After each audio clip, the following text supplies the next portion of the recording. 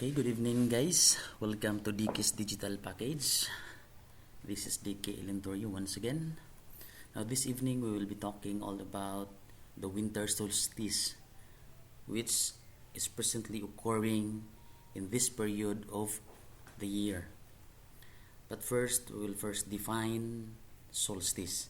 This is a word in science which means a period marked by the longest and shortest days, meaning the length or the number of hours within a day is not equal, which is the opposite of equinox, which means the length of daytime is equal to the length of the nighttime. Now, how does it occur? Now, suppose this is our home, the planet Earth.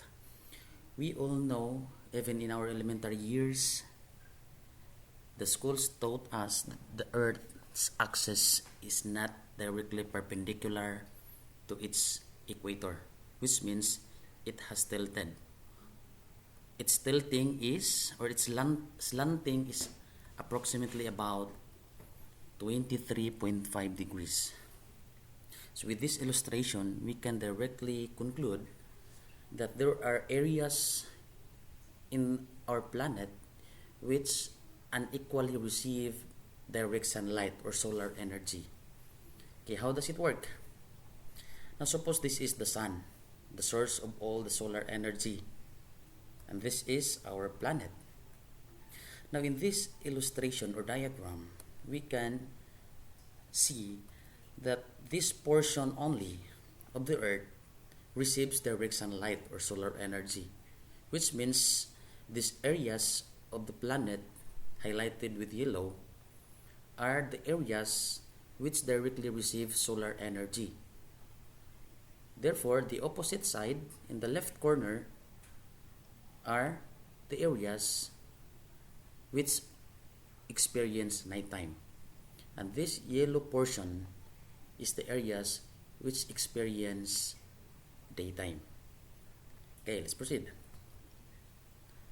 Now, in this illustration, I will show you the 4 seasons wherein we can see the solstices and the equinoxes which happen each time of their occurrence. Now, let's take a look at this first illustration.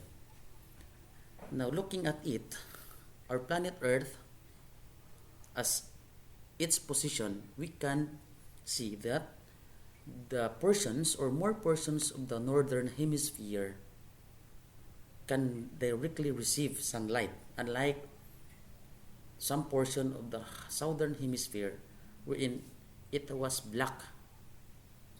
And this is the period of the year wherein summer solstice occur, which usually happens during or in June 20 to 22. Or others may call it June solstice because it usually occurred during June. So as the Earth revolves around the sun, because it is revolving around the sun while rotating on its axis, we can see another position. Now in this position, we can see that almost all portions of the southern hemisphere directly receive sunlight. And this is the time of the year wherein autumnal equinox occur, which usually happens during September. Now, as the Earth continues to revolve around the sun, another position will be seen. And we can see this wherein it is the opposite of the summer solstice, wherein more portions or areas of the Earth in the southern hemisphere receives direct sunlight. And this is the winter solstice, an event or phenomenon which occur just as today. And this usually occur in September 21 to 22, which is today is December 22. So we are now experiencing the winter solstice, or others may call it December solstice. Now as the Earth continues to revolve around the sun, it will change its position. And this is where most portion or areas or places in the northern hemisphere receives direct sunlight, almost equal. And this is the vernal equinox or the spring equinox, which usually happens during March. Now, if we take a look at these two equinoxes, we can see that almost equal. I mean, the portion of the southern hemisphere in the autumnal equinox receives direct sunlight, which is daytime, and the opposite, which is the northern hemisphere, is nighttime. The same with vernal equinox. That's why they are called equinox, because they're almost the same. I mean, the length of daytime and nighttime is almost the same. While in these two solstices, we can see that there are portions, particularly if we take a look at this winter solstice, we can see that portions of the southern hemisphere are receiving direct sunlight. Even if the earth continues to rotate around its axis, we can see that southern portion of the December solstice is receiving direct sunlight, which means there is a short period of day as it rotates around its axis, while the northern hemisphere in this winter solstice experiences longest night. The same with the summer solstice.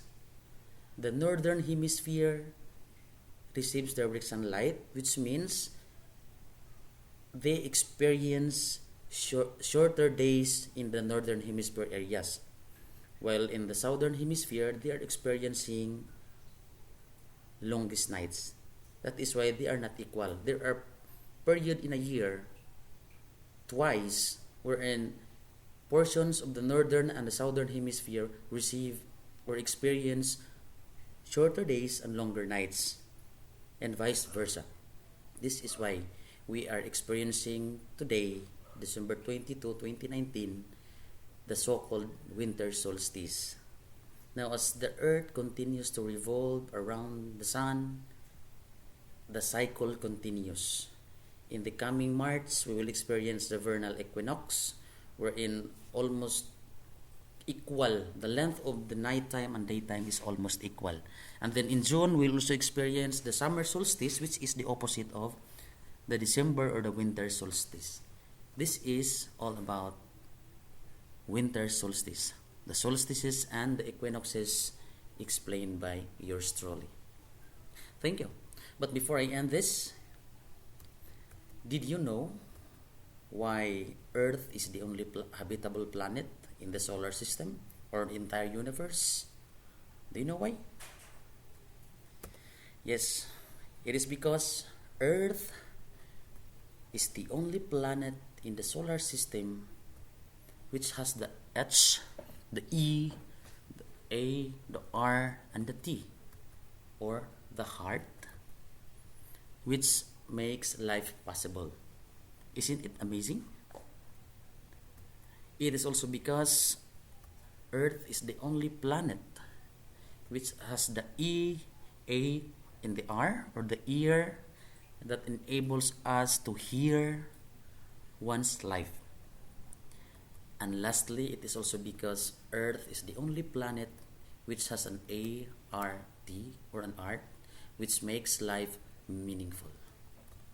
Thank you, and don't forget to subscribe in my channel.